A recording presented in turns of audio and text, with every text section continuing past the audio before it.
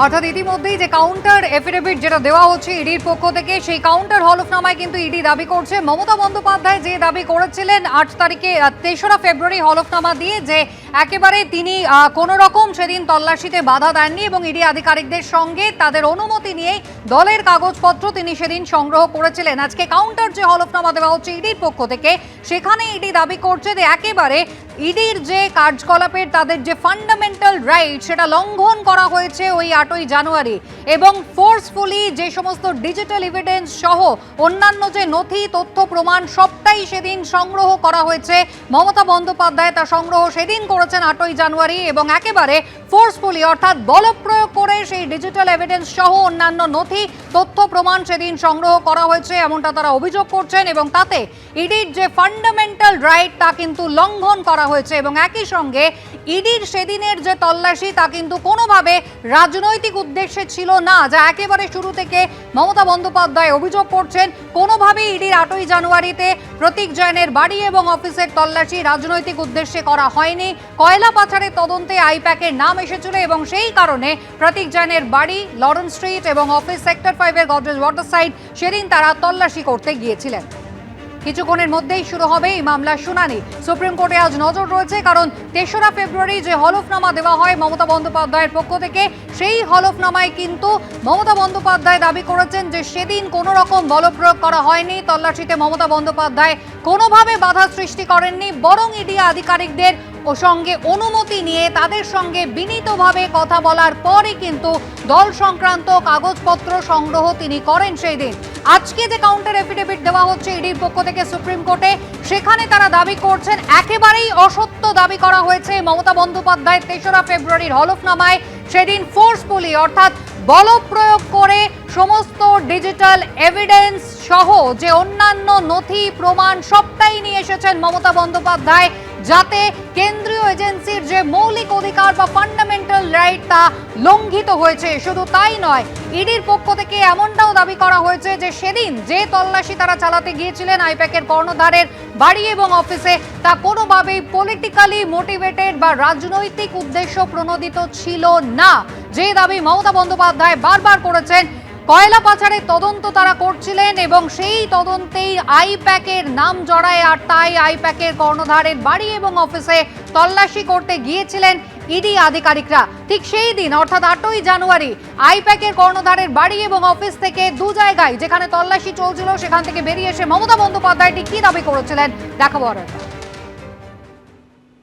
So my hard disk, phone, hard disk, all they are collecting, and they have already attacked my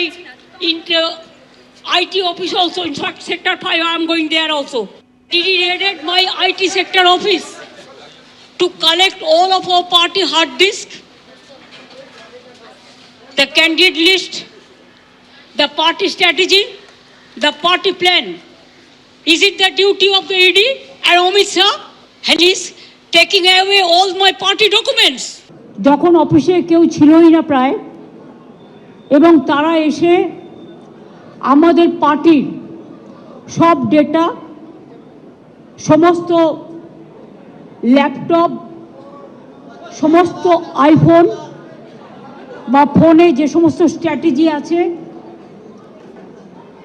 ইলেকশনের, including SIR, আমাদের কাজ চলছে।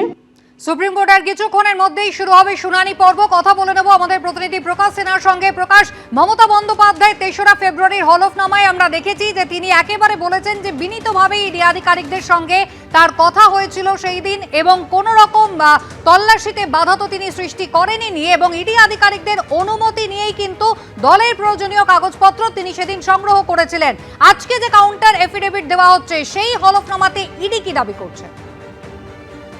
দেখো, counter affidavit কয়েকদিন আগেই জমা পড়েছে সুপ্রিম কোর্টে, এবং আজকে যখন এই মামলার শুনানি শুরু হবে তখন দেখার বিষয় হবে যে ইডির তরফে বা ইডির আইনজীবী কি সওয়াল পেশ করেন। কিন্তু এই কাউন্টার এফিডেভিটে আমরা যেটা দেখতে পাচ্ছি, মাননীয় মুখ্যমন্ত্রী মমতা বন্দ্যোপাধ্যায় তিনি যে দাবি নিজের এফিডেভিটে করেছেন যে তিনি সেখানেই পৌঁছে যান এবং ইডি অফিসারদের সঙ্গে তিনি কথা বলে এবং কথা বলার পরেই সেখান থেকে পোলাইটলি সেই ল্যাপটপ বা অন্য নথি নিয়ে সেখান থেকে বেরিয়ে যান। নিজের এফিডেভিটে ইডির তরফে যেটা দাবি করা হচ্ছে যে পুরোটাই কিন্তু অসত্য। অর্থাৎ মমতা বন্দ্যোপাধ্যায় যে দাবি করছেন যে পোলাইটলি সেখানে তিনি গেছিলেন, ইডি অফিসারদের সঙ্গে কথা বলেছেন এবং তিনি ল্যাপটপ বা অন্য নথিপত্র সেখান থেকে নিয়ে বেরিয়ে গেছেন। ইডির অ্যাফিডেভিটে যেটা দাবি করা হচ্ছে, ইডির তরফে দাবি করা হচ্ছে যে পুরোটাই কিন্তু ফোর্সফুলি করা হয়েছিল এবং মুখ্যমন্ত্রী মমতা বন্দ্যোপাধ্যায় নিজে একা যাননি, একাধিক আইপিএস অফিসাররা সেখানে ছিল, পুলিশ কমিশনার নিজে সেখানে উপস্থিত ছিলেন, ডিসি সাউথ সেখানে উপস্থিত ছিলেন এবং পুরো একটা পুলিশ ফোর্স ছিল যারা কিন্তু অফিস ঘিরে রেখেছিল এবং বাড়ি ঘিরে রেখেছিল। এবং এমন পরিস্থিতিতে যেটা ইডির তরফে দাবি করা হচ্ছে কাউন্টার অ্যাফিডেভিটে, যে সেখানে গিয়ে ফোর্সফুলি নথি বা যে ডকুমেন্ট বা যে ল্যাপটপ বাজেয়াপ্ত করার প্রক্রিয়া তারা চালাচ্ছিলেন সেটা কিন্তু ফোর্সফুলি নিয়ে নেওয়া হয়েছে এবং এমনই অভিযোগ এনে সেই কাউন্টার অ্যাফিডেভিট ইডি তরফে করা হয়েছে। এবং ইডি তরফে যে গুরুত্বপূর্ণ দাবি করা হচ্ছে এই কাউন্টার অ্যাফিডেভিটে, যে 20 কোটি টাকার হাওয়ালা ট্রানজ্যাকশনের তদন্ত তারা করছিলেন, যেটা কয়লা পাচারের টাকা, এবং সেই হাওয়ালা ট্রানজ্যাকশনের 20 কোটি টাকার তথ্য সামনে রেখে যখন তদন্ত চলে তখন আইপ্যাকের নাম সামনে আসে এবং তারপরেই কিন্তু তারা সিদ্ধান্ত নেয় যে আইপ্যাকের দপ্তরে গিয়ে তল্লাশি অভিযান চালাতে হবে, প্রত্যেকজনের বাড়িতে গিয়ে তল্লাশি অভিযান চালাতে হবে। এবং তারা সেখানে যখন পৌঁছে যান, এফিডেভিটে কোট অ্যান্ড কোট ইডির তরফে যেটা দাবি করা হচ্ছে যে সেখানে কোনোভাবে তারা দেখেননি যে তৃণমূল কংগ্রেসের কোনো ব্যানার, পোস্টার বা কোনো হোর্ডিং লাগানো। অর্থাৎ ইডির তরফে এফিডেভিটে দাবি করা হচ্ছে যে কোনোভাবে সেই জায়গায় তৃণমূল কংগ্রেস পার্টির কোনো অস্তিত্ব রয়েছে তেমন কোনো চিহ্ন তারা দেখতে পাননি। এবং ইডির তরফে এই কাউন্টার এফিডেভিটে যে দাবি করা হচ্ছে যে তারা প্রত্যেকজনের বাড়িতে আইপ্যাকের অফিসে গেছিলেন তল্লাশি অভিযান চালাতে, কোনোভাবে পলিটিক্যাল মোটিভেটেড সার্চ অপারেশনটা ছিল না, কোনোভাবে তৃণমূল কংগ্রেস দলের বিরুদ্ধে কোনো সার্চ অপারেশনটা ছিল না, তৃণমূল কংগ্রেসের কোনো নেতা বা সদস্যর বিরুদ্ধে সার্চ অপারেশন ছিল না। এবং তারা আইপ্যাকের অফিসে গিয়ে যখন তল্লাশি অভিযান চালাচ্ছিলেন তখন এই সমস্ত ঘটনা ঘটে।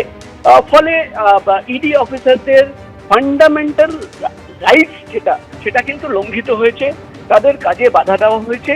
একাধিক এই ধরনের অভিযোগ এবং তথ্য সামনে রেখেই কিন্তু ইডি তরফে কাউন্টার এফিডেভিট ফাইল করা হয়েছে কয়েকদিন আগেই এবং যে এফিডেভিটকে সামনে রেখে আজকে এই মামলার শুনানি হবে। কিন্তু ইডি তরফে যে সবচেয়ে বড় দাবি করা হচ্ছে যে মুখ্যমন্ত্রী মমতা বন্দ্যোপাধ্যায় যে দাবি করছেন নিজের এফিডেভিটে যে তিনি পোলাইটলি সেখানে গেছিলেন, ইডি অফিসারদের সঙ্গে কথা বলেছেন। একজন অফিসারের নাম ইডি তরফে এই কাউন্টার এফিডেভিটে লেখা হচ্ছে যে প্রশান্ত চন্দ্রিল, যার নেতৃত্বে প্রতীকজনের বাড়িতে তল্লাশি অভিযান চলছিল, তাকে কিন্তু রীতিমতো ফোর্সফুলি সেখানে এন্ট্রি করে তার হাত থেকেই কিন্তু নথি এবং অন্য জিনিসপত্র ফোর্সফুলি নিয়ে নেওয়া হয়েছে। অর্থাৎ একাধিক দাবি এবং তথ্য অভিযোগ রেখেই একেবারে একদিকে মমতা বন্দ্যোপাধ্যায়ের দেওয়া হলফনামা 3রা ফেব্রুয়ারির এবং তার পাল্টা হলফনামা আজকে ইডির পক্ষ থেকেও দেওয়া হলো, জানিয়ে ইতিমধ্যেই কিন্তু শুনানি শুরু হয়ে গিয়েছে সর্বোচ্চ আদালতে। এই খবরে অবশ্যই আমরা নজর রাখবো। প্রকাশ, আপাতত ধন্যবাদ। এবিপি আনন্দ, এগিয়ে থাকে, এগিয়ে রাখে।